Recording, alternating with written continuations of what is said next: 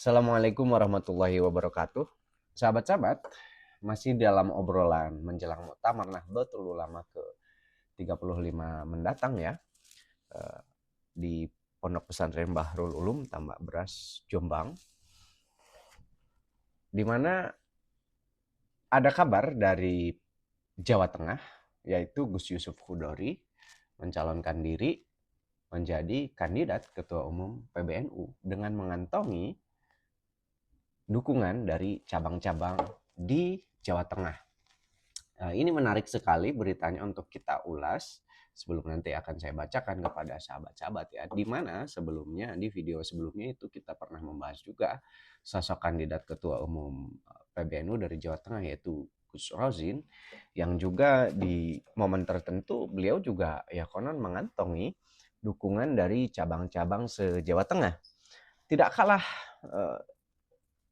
dukungan juga di dalam konteks NU di Jawa Tengah adalah Gus Yusuf hari ini yang beritanya bahwa beliau juga mengantongi dukungan dari cabang-cabang Nahdlatul Ulama, pengurus cabang Nahdlatul Ulama se-Jawa Tengah. Namun lebih rinci lagi ketika berita yang saya telusuri itu adalah sejumlah 23 PCNU yang melakukan quote-unquote lamaran agung. Melamar supaya Gus Yusuf berkenan mau maju sebagai kandidat Ketua Umum PBNU pada muktamar mendatang. Ada 23 cabang yang melamar. Nah, kita melansir langsung ya, mengutip langsung beritanya dari RMOL Jawa Tengah. Di sini judulnya 23 PCNU Jateng lamar Gus Yusuf maju calon Ketua Umum PBNU di Muktamar NU 2026. Laporan Damar Jati Minggu 19 Juli 2026. Ini berita di post pada 15.38. Remol Jateng, sebanyak 23 PCNU Jawa Tengah menyampaikan lamaran agung kepada Gus Yusuf agar maju sebagai calon Ketua Umum PBNU pada Muktamar NU 2026 di Jombang. Dukungan terhadap pengasuh Pondok Pesantren API Tegal Rejo, Magelang, Kiai Haji Muhammad Yusuf Hudori atau Gus Yusuf terus menguat menjelang Muktamar ke-35 Nahdlatul Ulama atau NU. Sebanyak 23 ketua PCNU se-Jawa Tengah menyampaikan lamaran agung, quote unquote ya, agar Gus Yusuf bersedia maju sebagai calon ketua umum PBNU. Deklarasi dukungan tersebut disampaikan di Aula Pondok Pesantren API Tegal Rejo, Kabupaten Magelang, Sabtu 18 Juli 2026. Malam, Muktamar ke-35 NU sendiri dijadwalkan berlangsung di Jombang pada 27 hingga 30 Agustus 2026. Menanggapi dukungan tersebut, Gus Yusuf mengaku menerima amanah itu dengan penuh kehati-hatian. Menurutnya, NU membutuhkan kepemimpinan yang mampu mengembalikan soliditas organisasi di tengah dinamika internal yang terjadi dalam beberapa tahun terakhir. Tadi kami menerima pinangan dari PCNU Jawa Tengah. Ini amanah yang berat, ujar Gus Yusuf. Ia berharap Muktamar ke-35 menjadi momentum rekonsiliasi sekaligus memperkuat persatuan warga Nahdliyin memasuki abad kedua NU, kata beliau. Gus Yusuf menegaskan dirinya ingin hadir sebagai figur pemersatu yang mampu merangkul seluruh elemen organisasi. Apabila mendapat amanah memimpin PBNU, Gus Yusuf menawarkan 3 program prioritas. Pertama, membangun tata kelola organisasi yang transparan dan accountable. Kedua, memperkuat pendidikan pesantren baik salaf maupun modern. Ketiga, mendorong kemandirian ekonomi warga NU melalui pengembangan UMKM serta memperluas akses permodalan.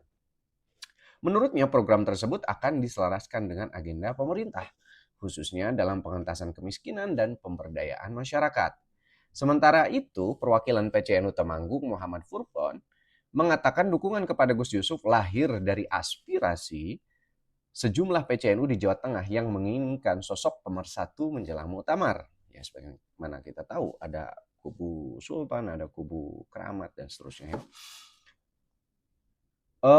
Menurut Furqon, Gus Yusuf dinilai memiliki karakter santun, mampu merangkul berbagai kalangan, berpengalaman dalam organisasi serta berhasil mengembangkan pendidikan pesantren dan layanan kesehatan. Kebutuhan NU hari ini adalah rekonsiliasi dan kami melihat Gus Yusuf adalah figur yang mampu merangkul sekaligus mengeksekusi program-program organisasi, kata Furqon. Selain mendapat dukungan dari para PCNU, Gus Yusuf juga dinilai memiliki rekam jejak kuat di lingkungan pesantren. Yang merupakan pengasuh Pondok Pesantren API Tegalrejo sekaligus alumni Pondok Pesantren Lirboyo Kediri. Sebelum menyatakan kesiapannya berkhidmah di NU, Gus Yusuf juga telah melepas jabatan strukturalnya di Partai Kebangkitan Bangsa atau PKB sebagai bentuk komitmen menjaga independensi organisasi. Menguatnya dukungan dari 23 PCNU Jawa Tengah membuat nama Gus Yusuf kini menjadi salah satu figur yang diperhitungkan dalam bursa calon ketua umum PBNU pada Muktamar ke-35 NU di Jombang. Begitu beritanya. Jadi yang penting untuk kita highlight, untuk kita underline adalah bahwa ada 23 cabang di Jawa Tengah yang mendukung Gus Yusuf dengan melakukan lamaran agung tadi dan Gus Yusuf menerimanya. Nah, sekarang pertanyaannya, itu berapa persen dari jumlah PCNU yang ada di Jawa Tengah? Kalau kita berbicara kuantitatif ya, persentase. Sahabat-sahabat yang paham, silakan tulis di kolom komentar ada berapa total PCNU yang ada di Jawa Tengah. Dan Gus Yusuf mengantongi 23 katanya, 23 dukungan dari PCNU di Jawa Tengah. Kemudian poin lainnya yang ini tidak kalah menarik bagi saya pribadi yaitu adalah program, visi program yang dibawa oleh Gus Yusuf yang mana ada 3 tadi. Persoalan tata kelola keorganisasian, manajerialnya agar transparan dan akuntabel, tentu saja kita mendukung ini. Yang kedua adalah memperkuat pendidikan di pesantren formal non formal gitu kan, yang salaf maupun yang sudah modern kata Gus Yusuf begitu. Yang ketiga itu adalah penguatan ekonomi berbasis UMKM yang itu nanti selaras dengan program pemerintah. Ini menarik sekali. Saya sering memikirkan ini karena seandainya kita berandai-andai, seandainya saya memimpin NU di level manapun, itu paling tidak program itu memang cukup 3. Pertama, memperkuat keorganisasian di mana kalau punya kantor baik itu dari level ranting, MWC, PC, PW hingga PBNU, tentu itu jadi perkantoran pusat administrasi. Yang kedua adalah penguatan pendidikan baik itu formal non formal. Formalnya mungkin kecil-kecilannya di mana libatkan Banom dan juga lembaga untuk memperkuat pendidikan itu. Mungkin adakanlah Rodotul Atfal. Kalau punya tempat lebih luas lagi ya SMK, sekolah-sekolah dan lain-lain. Pendidikan formal maupun non formal. Pesantren ya jangan ditanya karena dari situlah akar sejarah lahirnya NU dari pesantren. NU harus ada memperkuat pesantren itu. Dan yang ketiga, kantor selain difungsikan ya kantor PCNU, PWNU, ranting, MWC itu fungsikan juga aspek perekonomiannya. Mungkin dengan diadakan koperasi bagi warga NU atau warung NU atau apapun itu yang mengembangkan UMKM, memberdayakan ekonomi warga Nahdien yang ada ya di situ. Ataupun jejaring-jejaring para at-tujar yang ada yang tergabung di dalam Nahdlatul Ulama begitu kan, asosiasi-asosiasi pelaku ekonomi dan seterusnya.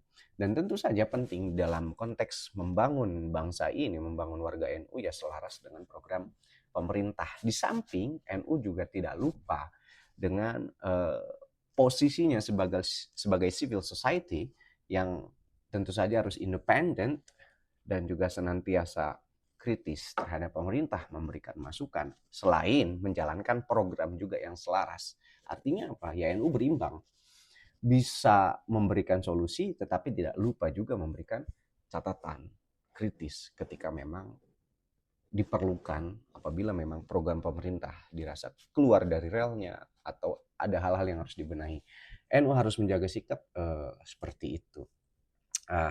Tinggal mungkin analisis yang lebih kuantitatif secara politik mungkin terkait Gus Yusuf ini misalnya ya konon saya juga mendengar bahwa misalnya di dalam tatib itu kalau nggak salah udah disampaikan oleh salah satu petinggi PBNU ya, ketika emang ingin kandidasi maju menjadi calon ketua umum PBNU itu syarat yang dibutuhkan diantaranya adalah dukungan dari 90 pengurus cabang dan itu enggak sedikit, itu banyak sekali. Jadi kalau baru ngantongin 23 nih berdasarkan berita yang baru kita bacakan, Gus Yusuf berarti PR-nya masih panjang. Karena butuh lebih dari 60 ya, 67 tuh sisanya.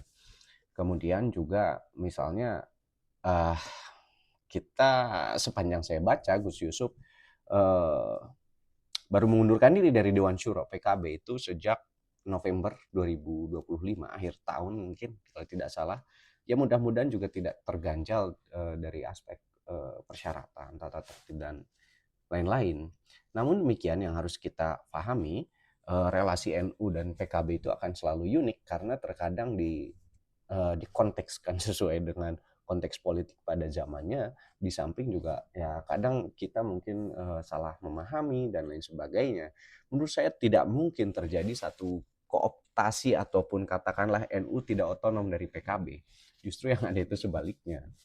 Dalam arti PKB ini otonom enggak dari NU, justru itu pertanyaannya. Kalau NU akan selalu otonom dari PKB karena lebih dulu NU ketimbang PKB. PKB lah yang dilahirkan dari NU, di mana PKB sendiri harus otonom, independen, sehingga partainya tidak hanya bagi warga NU saja, juga merangkul warga lain ya di partai tersebut. Kalau NU-nya bagaimana? Ya tidak mungkin lah logikanya itu harus dikooptasi oleh PKB karena ya begitulah. Artinya apa? Kemandirian NU dari PKB itu sebetulnya bukanlah hal yang harus terus diperdebatkan lagi, ya. Karena seringkali juga menurut saya logika kita agak keliru di dalam membacanya. Seolah-olah NU dikooptasi oleh PKB. Yang ada justru secara historisitas, secara normatif, justru itu sebaliknya. PKB dilahirkan oleh NU, yang justru harus otonomnya adalah si partainya. Kalau civil society-nya, akarnya ini, embrionya ini yaitu Nahdlatul Ulama, ya sejak dulu juga sudah otonom. Gitu. Kendati ya pernah juga ketika NU menjadi partai politik.